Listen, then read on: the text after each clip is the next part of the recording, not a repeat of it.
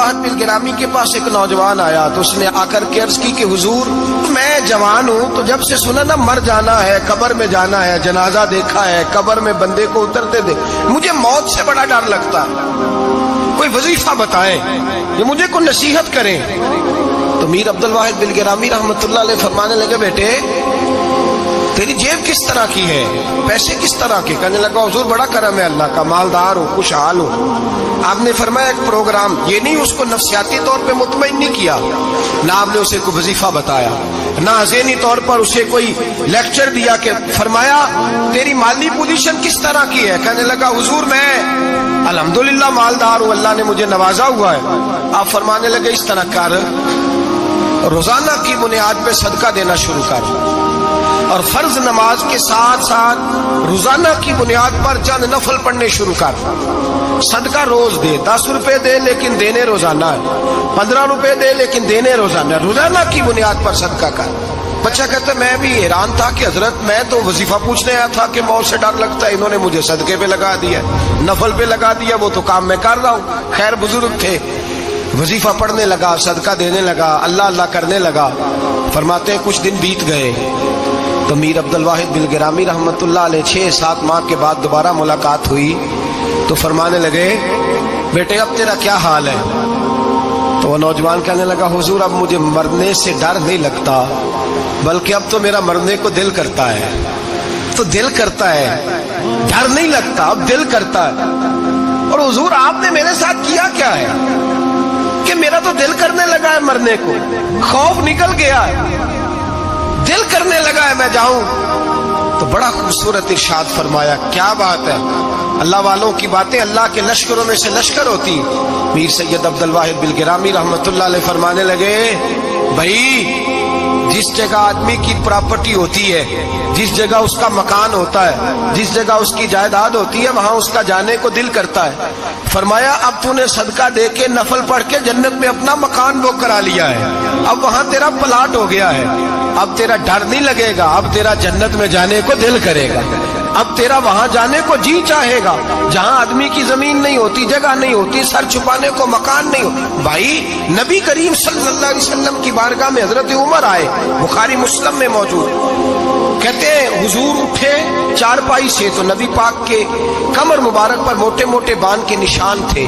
अर्ज की या रसूल अल्लाह सल्लल्लाहु अलैहि वसल्लम कैसरो किसरा तो इतनी मौज में है, या रसूल अल्लाह वो तो इतनी मौज कर रहे हैं और आप इस तकलीफ में। तो महबूब ने फरमाया उमर क्या तुम ये पसंद नहीं करते कि वो दुनिया में मौज कर ले और अल्लाह आखिरत की सारी इज्जतें हमें ही अता फरमा दे? फरमाया मैं तुम्हारी दुनिया से कुछ लेने नहीं आया, मैं तो बतौर मुसाफिर यहाँ वक्त गुजार के पैगाम इलाही देने आया। तो मेरे भाई जब तौहीद बारी ताला पर तवज्जो होती है फिर दुनिया की लज्जतों पे दिल नहीं लगता, फिर इंसान सारी मेहनत आखिरत के लिए करता है, फिर उसका ख्याल आखिरत की तरफ रहता है। और मेरे आला हजरत फाजिल व मुहद्दिस बरेलवी रहमतुल्लाह ताला अलैह फरमाते हैं जब तेरी तवज्जो तौहीद बारी ताला की तरफ होती है ना, फिर तू अपने आप को संभाल के नहीं रखता, फिर तो तेरा दिल करता है मैं जीऊं भी तो अल्लाह के लिए, मरूं भी तो, बोल के बताइए, जीऊं भी तो और मरूं भी तो, मेरी जिंदगी का मकसद तेरे दीन की सरफराजी, मैं इसीलिए मुसलमान, मैं इसीलिए नमाजी। फिर दिल करता है कि जीना मरना अल्लाह के लिए हो। फिर सहाबा हुजूर की बारगाह में आके सिफारिशें करते हैं। हजरत अबू साद खुजैमा, बड़ी अजीब हदीस और बड़ा निराला रंग इस रवायत का। हजरत अबू साद खुजामा रदी अल्लाह ताला अन्हु, इनके बेटे, उनका नाम साद था, बेटे बदर में शहीद हो गए।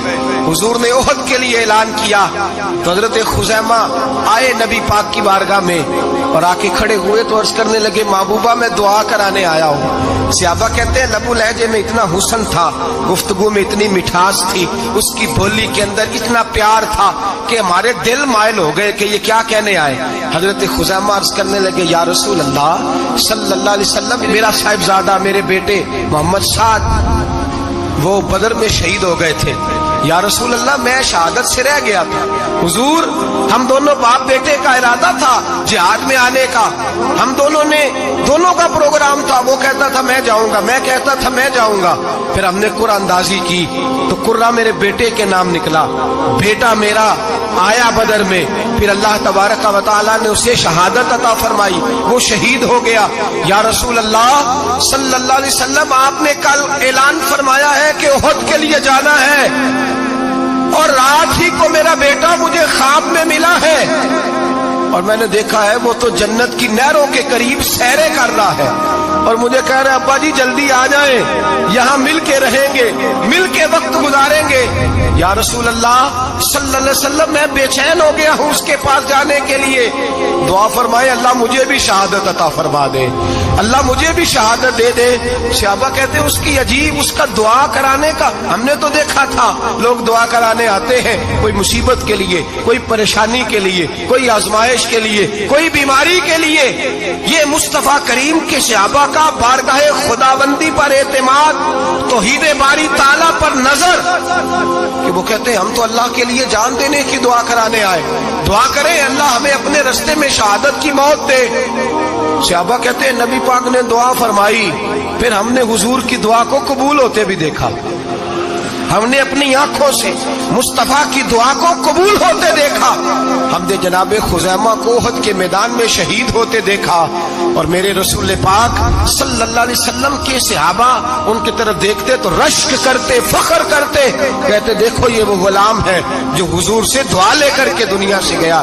آج جو لوگوں کا مرنے کو دل نہیں کرتا، آج بڑی بڑی بلڈنگیں بناتے ہیں، بڑی بڑی عمارتیں کھڑی کرتے ہیں، بڑی بڑی جائیدادیں بناتے ہیں، ہر بینک میں اکاؤنٹ کھلواتے، سرمایہ پیسہ دنیا داری بناتے، تعلقات بناتے، سیاسی سماجی رشتے، دنیا داری کے جھوٹ کے ناطے۔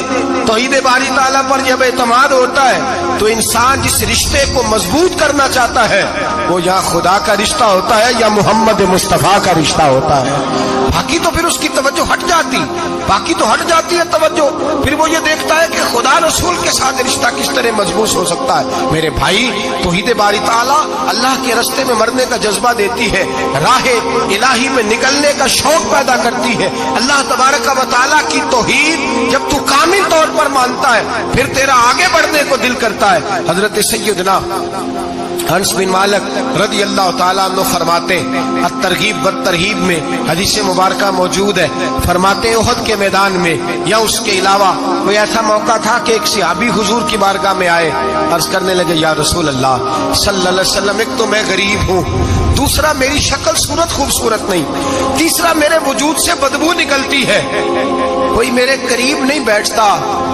اگر میں اللہ کے رستے میں جہاد کروں، اپنی راہ خدا میں جان دے دوں، تو بتائیے میرا رب مجھے کیا عطا کرے گا؟ تو نبی پاک نے فرمایا اگر تو شہید ہو گیا تو سارے دروازے کھل جائیں گے جنت کے، سیدھا جنت میں جائے گا۔ یقین کامل دیکھیے، احد کے میدان میں تلوار پکڑی، جہاد کیا، شہید ہو گئے، صحابہ کہتے ہیں نبی پاک اس کے سرانے آ کے کھڑے ہوئے، اور کیا خوبصورت جملے ارشاد فرمائے، فرمایا اللہ تبارک و تعالیٰ نے اس کی بدصورتی کو خوبصورتی میں بدل دیا ہے، اللہ نے اس کے وجود سے آنے والی بدبو کو خوشبو سے بدل دیا، اور نبی پاک علیہ السلام فرمانے لگے جنت کی حور دروازہ کھول کے اسے کہہ رہی ہے آ جا جلدی جلدی، اللہ نے تیرا نکاح میرے ساتھ فرما دیا ہے، جلدی آ جا، میں تیرے استقبال کو کھڑی۔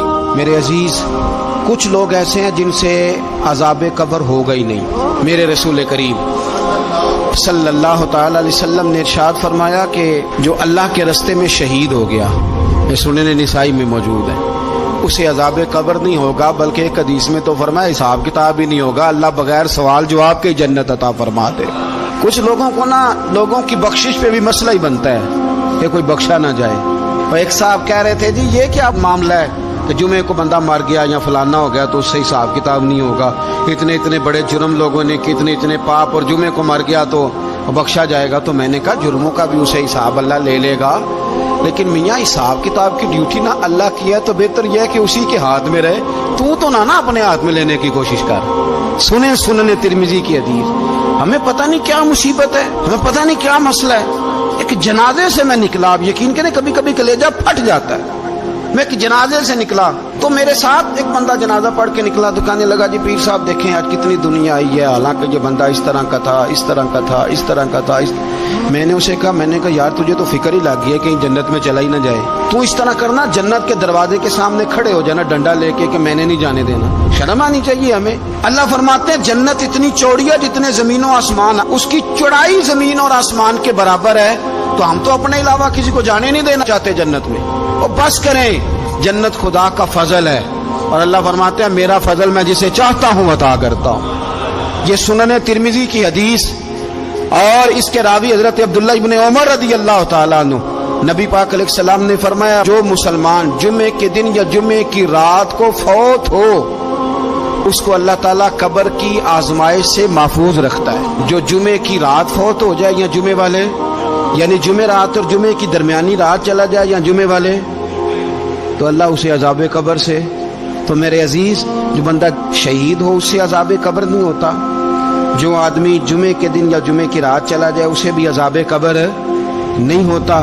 اور میرے رسول کریم صلی اللہ تعالی علیہ وسلم نے فرمایا جو بندہ ایک دن اور ایک رات، یہ حدیث صحیح مسلم میں، سنن ترمذی میں، مصنف عبد الرزاق میں موجود ہے، ایک دن اور ایک رات اللہ کی رضا کے لیے اسلامی سرحد پہ پہرا دے۔ میں اور آپ سوئے ہوئے ہیں، لیکن وہ لوگ جو فوجی بارڈروں پہ کھڑے ہیں، دیکھو مدینے والے محبوب کس کس پہ کرم فرماتے ہیں۔ ساری عمر نہیں، 24-25 سال کی سروس نہیں، فرمایا ایک دن اور ایک رات اللہ کی رضا کے لیے جو اسلامی سرحد پر پہرا دے، مسلمانوں کو کافروں سے بچائے، رب اسے عذاب قبر نہیں دے گا، اسے اللہ تعالیٰ اپنے فضل سے معاف فرما دے گا۔ ایک رات اور ایک، آپ کیا سمجھتے ہیں کہ ان فوجیوں کی کوئی چھوٹی شان ہے؟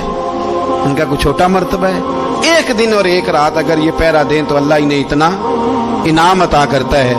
اسی طرح سن لو، یہ ذرا غور سے سننا، ابن ماجہ کی حدیث، اور اس کے علاوہ مسند ابو یعلا میں موجود حدیث کے راوی حضرت ابو ہریرہ رضی اللہ تعالی عنہ، حضور صلی اللہ تعالی علیہ وسلم نے فرمایا جو شخص بیماری سے فوت ہوا، قربان جاؤں میرے محبوب نے بیماری کا نام ہی نہیں لیا، فرمایا کوئی بھی بیماری ہو، فرمایا جو آدمی بیماری سے فوت ہوا اللہ اسے شہادت کی موت عطا فرمائے گا، اور وہ عذاب قبر سے اور قبر کے امتحان سے بھی محفوظ رہے گا، اور حضور فرماتے ہیں اس کو صبح اور شام جنت کے باغوں میں سے رزق دیا جائے گا۔ جو کسی بھی بیماری سے مرا، یہ لوگ بیماری سے مر رہے ہیں تو لوگوں نے اچھوت سمجھ رہے ہیں، اچھوت، یہ اچھوت نہیں ہے، اس لیے کہ لوارث نہیں، یہ خدا رسول کے ماننے والے ہیں، تم انہیں اچھوت کہہ رہے ہو، اور مدینے والے رسول انہیں شہید فرما رہے ہیں۔ حضور نے فرمایا جو بیماری سے مرے شہید ہے، وہ قبر کے عذاب سے محفوظ رہے گا اور جنت کے باغوں میں سے اللہ رزق دے گا۔ لوگ کہتے ہیں دیکھو جی بڑا تانگ ہو کے دنیا سے گیا ہے، تو اس بندے کو بھی عذاب قبر نہیں ہوتا۔ اسی طرح جو بندہ سورہ ملک پڑھتا ہے، سنن ترمذی میں حضرت ابن عباس سے روایت ہے کہ حضور صلی اللہ علیہ وسلم کے ایک صحابی نے ایک جگہ خیمہ لگایا تو وہاں سورہ ملک پڑھنے کی آواز آتی تھی، کوئی بندہ پڑھنے والا نظر نہیں آتا تھا۔ جب حضور کی بارگاہ میں عرض کیا تو فرمایا وہاں قبر تھی اور قبر کے اندر بیٹھ کے میرا صحابی سورہ ملک کی تلاوت کر رہا تھا۔ اگر ہمیں خسرہ نمبر یاد ہو جاتا ہے نا اپنی جگہ کا، اور ہمیں پتہ ہوتا ہے کہ میرے والا حصہ کتنے کروڑ کا ہے، اگر ساری کہانیاں ہمیں یاد ہوتی ہیں تو سورہ ملک بھی ہمیں یاد ہو سکتی ہے۔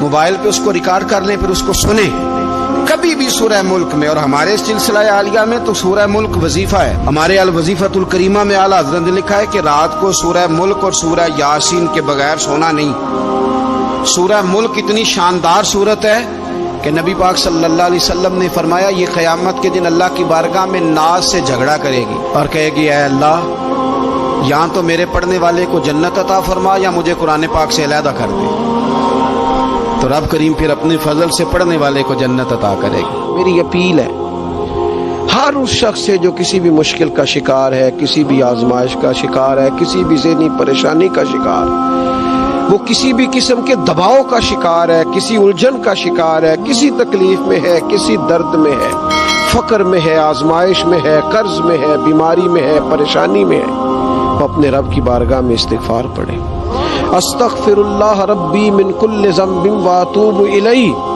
کثرت کرے، نہیں تو استغفراللہ استغفراللہ استغفراللہ کثرت سے پڑھے.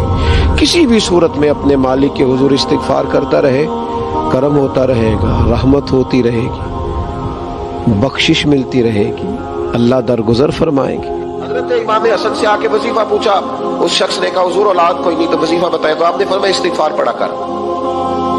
کیا کر؟ اس نے کہا ٹھیک ہے. تو حضور پھر میں دوبارہ کعبہ ہوں تو امام حسن کہنے لگے بے اولاد ہے نا تو، استغفار کا وظیفہ بتایا نہ؟ کہا ہاں. فرمانے لگے اب اس وقت آنا جب اللہ تجھے 10 بیٹے عطا کرے گا. کتنے؟ 2 4 نہیں، 10 ہی کہہ دیے. تو حضرت امیر معاویہ رضی اللہ تعالیٰ دیکھا، کہنے لگے حسن اتنا بڑا دعویٰ. آپ فرمانے لگے میں نے کہہ دیا نا تو اللہ فضل کرے گا. ہاں ہاں اللہ خیر کرے گا، خیر ہو جائے گی. وہ شخص کئی سالوں کے بعد آیا، کئی سالوں کے بعد.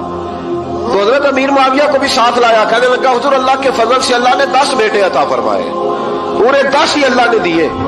تو حضرت امیر معاویہ کہنے لگے جناب بات تو آپ کی سچی ہو گئی، پر مجھے بھی بتائیے وظیفہ کہاں سے لیا؟ فرمانے لگے قرآن پاک سے.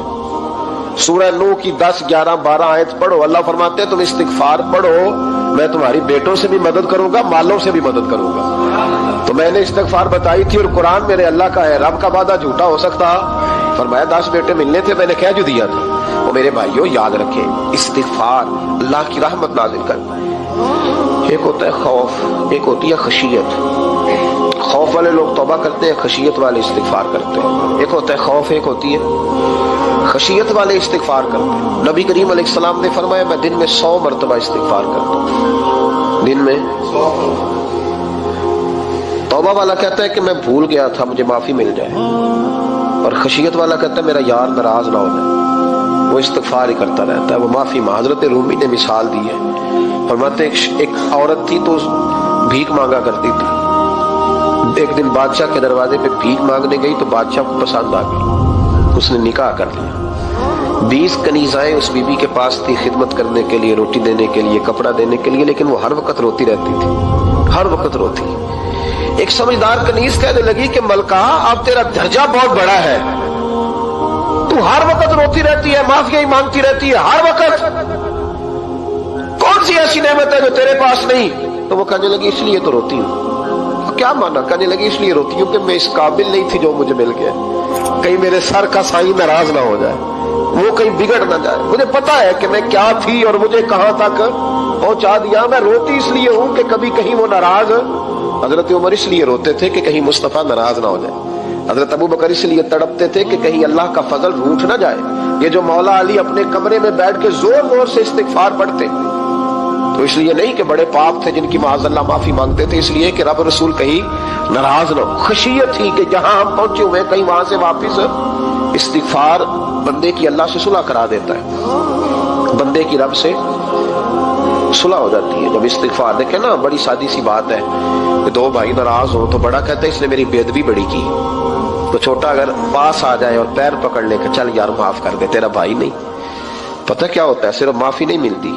ہاں صرف معافی نہیں. چھوٹے نے بے ادبی کر دی، بڑے کو تکلیف ہوئی، بات جب آگے بڑھی نا تو بڑے نے شکوہ کیا. جب لوگوں نے چھوٹے کو سمجھایا تو چھوٹا جب معافی مانگتا، ادھر دیکھو میری طرف، جب چھوٹا معافی مانگتا ہے نا اٹھ کے جاتا ہے اور بڑے کے پیر پکڑتا ہے تو میرا معاف نہیں کرتا، بڑا رو بھی پڑتا ہے، بڑا رو بھی پڑتا ہے.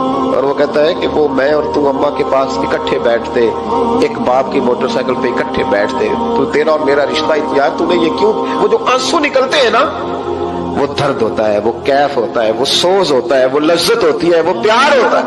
رب کہتا ہے تو معافی مانگ، انہو کان غفارا، تو معافی مانگ، میں تجھے معاف بھی کروں گا، تیرے اوپر رحمت بھی فرماؤں گا، تیرے اوپر کرم نوازی بھی کروں گا، تجھے نواز دوں گا، تجھے عطا کروں گا. حضرت موسیٰ کلیم اللہ علیہ السلام کا زمانہ مبارکہ تھا، قحط پڑ گیا، بارش نہیں ہوتی. ہم لوگ نا اب تو خیر ہمارے پاکستان میں تو ٹیبل ٹاک ہوتی ہے، ٹاک شو ہوتے ہیں، ہمارے ہاں تو پتہ کیا جاتا ہے کہ بارش ہو کیوں نہیں رہی، اور اس پہ یہ ہوتا ہے کہ دھواں بڑا چڑھ گیا ہے، حالات بڑے خراب ہیں، فلاں ایسے ہو گیا قحط کا. ہم تو اسباب تلاش کرتے رہتے ہیں نا جی، بھوک بہت زیادہ ہے، فلاں چیز ایسے ہے، فلاں چیز ایسے. اب تو یہ تلاش کرتے رہتے ہیں. وہ لوگ یوں نہیں کرتے تھے، وہ سیدھے جا کے مصلوں پہ بیٹھتے تھے. اس لیے کہ وہ کہتے تھے جب رب چاہتا ہے تو پھر کوئی چیز کسی چیز کو روک سکتی، وہ سیدھے مسلح پہ بیٹھتے۔ اعلیٰ حضرت فاضل بریلوی رحمۃ اللہ علیہ کے پاس ایک مولانا محمد حسین آئے، وہ فلکیات کے بڑے ماہر تھے، تو اعلیٰ حضرت نے فرمایا ذرا ستاروں کا حساب لگا کے دکھاؤ بارش کب ہوگی؟ کہنے لگا پورا مہینہ تو نہیں ہوگی۔ تو اعلیٰ حضرت رحمۃ اللہ علیہ فرمانے لگے کہو کہ میرا علم کہتا ہے مہینہ نہیں ہوگی، اللہ چاہے تو ابھی ہو سکتی ہے۔ کہنے لگا جی وہ تو ٹھیک ہے پر میرا علم، وہ جیسے روز لوگوں نے پیر نیٹ ٹو سین شاہ صاحب نہیں کھولے ہوتے کہ بارش کب آئے گی، اور اس کی طرف نہ دیکھ، مسلح پہ بیٹھ، مہربانی کر مسلح پہ بیٹھ، اللہ کی بارگاہ میں حاضر ہو، اس سے معافی مانگ، اسے منا تاکہ وہ رحمت کی بارش۔ کہنے لگا جی میرا علم کہتا ہے۔ تو اعلیٰ حضرت فرمانے لگے پھر وہی بات، تو کہہ اللہ چاہے تو بارش ابھی، لیکن یہ جو اڑ گئے ہیں نا بیچارے، یہ اڑ ہی گئے ہیں، یہ جہاں الجھ گئے ہیں وہاں یہ لوگ الجھ گئے، اللہ ہمیں الجھنے سے محفوظ فرمائے۔ تو اعلیٰ حضرت اٹھے تو فرمایا ٹائم کیا ہوا ہے گھڑی پہ؟ کہنے لگا جی 12۔ تو اعلیٰ حضرت نے گھڑی گھمائی، اب کیا بج گیا؟ کہنے لگا 4 بج گئے۔ فرمانے لگے بج گئے نا 4؟ کہنے لگا جی آپ نے گھڑی گھما جو دی ہے۔ فرمانے لگے اللہ بھی جب چاہے تو ستارے گھما دیتا ہے، اللہ بھی ستارے گھما دیتا ہے بارش۔ کہنے لگا جی وہ تو ٹھیک ہے پر مہینہ نہیں ہو سکتی۔ اڑا ہوا بندہ اس کا کوئی علاج ہے جو اڑ جو جائے، اس کے لیے قرآن کہتا ہے وَإِذَا خَاطَبَهُمُ الْجَاهِلُونَ قَالُوا سَلَامًا، اسے سلوٹ کرو دور سے، اسے کو تو جان اور تیرا۔ کہنے لگا جی ہو نہیں سکتی پورا مہینہ۔ فرمانے لگے یار تو جا اپنا کام کر۔ وہ شخص کہتا ہے میں نے دروازہ کھولا اعلیٰ حضرت کا، کمرے سے باہر نکلا تو تیز بارش ہو رہی۔ واپس آیا تو میں نے کہا احمد رضا یہ عقیدہ کہاں سے لیا ہے؟ فرمایا دروازہ مصطفیٰ سے لیا ہے صلی اللہ علیہ وسلم۔ تو یاد رکھیں کہ اللہ کو منانا چاہیے، استغفار کرنا چاہیے۔ پھر غور کر لیں اس بات پر کہ وہ کتنا عظمت اور رفت والا شخص ہے جس کی اللہ کی نظر میں عزت ہے، جو اللہ کے ہاں قابل اکرام ہے، مالک کے ہاں۔ عزت، تعظیم اور توقیر یہ مسلمان کا خوبصورت عمل ہے، ان سے ایک اچھا اور خوبصورت معاشرہ جنم لیتا ہے۔ لیکن اگر بڑوں کو تکلیف دی جائے، بزرگوں کی بے ادبی کی جائے، معاشرے میں بگاڑ بھی پیدا ہوتا ہے اور بدصورتی بھی پیدا ہوتی ہے، بدصورتی پیدا ہوتی ہے، بدبو پھیلتی ہے۔ اس سے معاشرے کا حسن مان پڑتا ہے۔ بڑوں کو تکلیف نہ دے، آزمائش میں مبتلا نہ کرے۔ جس کو اللہ تبارک و تعالی نے ہم سے بڑا کیا ہے، علم میں کیا ہو، عمل میں کیا ہو، تقوی میں کیا ہو، یا ویسے ہی دین کے اندر اس کی داڑھی سفید ہو گئی، اس شخص کا اکرام کرے، اس کو عزت دے، اس کے ساتھ ادب والا معاملہ کرے۔ یہ چیز سنوارتی ہے مسلمانوں کو۔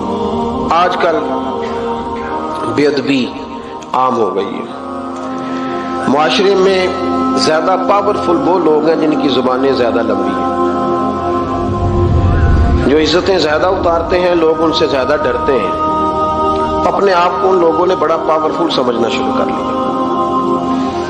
بلکہ بدتمیزوں کی ایک اچھی ٹیم تیار کر لی جائے تو انسان بہت بڑا اونچا عہدہ بھی حاصل کر سکتا ہے، معاذ اللہ تعالی۔ یہ رواج اچھا نہیں، یہ انداز درست نہیں ہے، یہ طریقہ کار، یہ خوبصورت لوگوں کا طریقہ نہیں، یہ حسین معاشروں کا یہ انداز نہیں ہے۔ یعنی قومی سطح کے لوگ جو دنیا کے اندر کسی ملک کی نمائندگی کریں، وہی اگر ایک پریس کانفرنس اور گھنٹے کے بعد دوسری پریس کانفرنس، فلانے نے کیا بات تو دوسرے نے دیا جواب، تو یہ انداز مہذب قوموں کا نہیں ہوتا، اس سے امیج خراب ہوتا ہے۔ یہی انداز اب ہمارے گھروں میں چلتا ہے۔ کسی کی ایک بات پر جب تک سامنے والا 11 باتیں نہیں کرتا، اتنی دیر تک اس کی روح کو، اس کے دل کو تسلی نہیں ہوتی۔ یہ چیزیں عروج پکڑتی جا رہی ہیں۔ بزرگ تکلیف میں ہیں، بڑے درد میں ہیں۔ میں نے پہلے بھی ایک دفعہ عرض کیا تھا، ایک بزرگ مجھ سے کہنے لگے کہ آپ دعا کریں میرے بیٹوں کو اللہ نرمی عطا کر دے، وہ بولتے نہیں ٹھیک، ان کا لب و لہجہ صحیح نہیں ہے۔ تو میں نے ان سے کہا کہ بزرگوں، جہاں تک میں جانتا ہوں کوئی ایسی بات ہے تو نہیں۔ تو وہ کہنے لگے کہ جس طرح آپ سمجھتے ہیں نا، ہمارے رشتہ دار بھی اور اہل علاقہ سارے یہی سمجھتے ہیں، پر میں تکلیف میں ہوں، میری بیوی تکلیف میں۔ میں نے کہا کہ پھر آپ یہ اتنی زیادہ پردہ پوشی کس بات کی؟ تو وہ کہنے لگے کہ ڈرتا ہوں، اگر لوگوں کے سامنے ہم بات کرتے ہیں تو لوگ کہتے ہیں کہ تم نے تربیت نہیں صحیح کی.